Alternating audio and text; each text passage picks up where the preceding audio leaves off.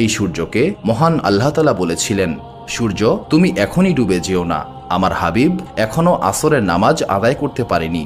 সেই বাচ্চার জন্ম হলো যার কাছে হজরত জিব্রাইল আলাইহিসসালাম সর্বমোট 26,000 বার এসেছিলেন। রাত্রি বাড়ছিল। হঠাৎ মা আমিনা তার পেটে ব্যথা অনুভব করলেন। মা আমিনা বুঝতে পারলেন হয়তো তার বাচ্চার জন্ম হতে চলেছে। আমিনা তার শ্বশুর আব্দুল মুত্তালিবকে এই খবর দিলেন। আব্দুল মুত্তালিব সঙ্গে সঙ্গে একজন দাই, যার নাম ছিল শেফা, তাকে পাঠিয়ে দিলেন আমিনার ঘরে এবং তিনি শেফাকে বললেন, আজ রাত্রে তুমি আমিনার সঙ্গেই থাকবে, কারণ আজ আমার নাতির জন্ম হতে চলেছে। মা আমিনা বলেন, যেদিন আমার বাচ্চার জন্ম হবে সেদিন আমাদের অবস্থা এমন ছিল, আমার ঘরে কুপি জ্বালানোর মতো পয়সা ছিল না। প্রিয় দর্শক, আমাদের নবী হজরত মুহাম্মদ সাল্লাল্লাহু আলাইহি সাল্লাম এমন দারিদ্রতার মাঝেই জন্মগ্রহণ করেন। সেদিন রাত্রে আব্দুল মুত্তালিব এবং তার বাকি পুত্ররা মা আমিনার ঘরের বাইরেই অপেক্ষায় ছিলেন, যেন কোনো বিপদ হলে তারা সঙ্গে সঙ্গে আমিনার চিকিৎসার ব্যবস্থা করতে পারেন। এইভাবেই তারা সারা রাত্রি জেগে বাইরে অপেক্ষা করছিলেন। এক সময় রাত আরও গভীর হলো, চাঁদটাও ডুবে গেল। মা আমিনা তার পেটে আবারও হালকা একটু ব্যথা অনুভব করলেন।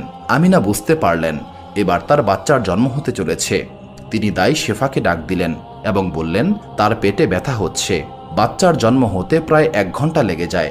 আর ঠিক ভোরের সময় আমাদের প্রিয় নবী হজরত মুহাম্মদ সাল্লাল্লাহু আলাইহি সাল্লাম এই দুনিয়াতে আগমন করলেন।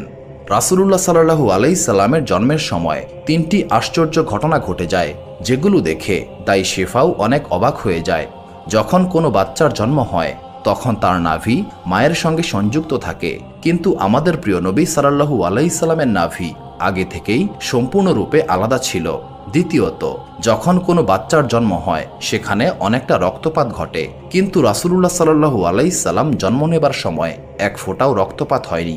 তৃতীয়ত, যখন কোনো ছেলের জন্ম হয় তখন তার খতনা করা থাকে না, কিন্তু রাসূলুল্লাহ সাল্লাল্লাহু আলাইহি সাল্লামের জন্মের সময়ই তার খতনা করা ছিল। এই কারণে এই দুনিয়ার বুকে তার আর খতনা করার প্রয়োজন হয়নি। এই 3টি বিষয় দেখে দাই শেফা অনেকটাই ঘাবড়ে যান এবং তিনি আমিনাকে বললেন, হে আমিনা, আমি আমার এই জীবনে এমন অদ্ভুত বিষয় আর কখনোই দেখিনি। দাই শেফা নবী করিম সাল্লাল্লাহু আলাইহি সাল্লামকে কোলে নিয়ে মাটিতে এক পাশে রেখেছিলেন। ঠিক তখনই রাসূলুল্লাহ সাল্লাল্লাহু আলাইহি সাল্লাম তার ছোট্ট শরীরটাকে উল্টিয়ে সিজদায় চলে যান। এই দৃশ্য দেখে মা আমিনা অনেক অবাক হয়ে যান। কিছুক্ষণ পর তিনি আবার সোজা হয়ে যান এবং আসমানের দিকে তার একটি আঙ্গুল তাক করেছিলেন, যেন তিনি সাক্ষী দিচ্ছেন মহান আল্লাহ তাআলা এক এবং অদ্বিতীয়, তার কোনো শরিক নেই। মা আমিনা আরও বলেন, আমি আমার ছোট্ট সন্তানকে কোলে নেই, ঠিক তখনই আমি দেখতে পাই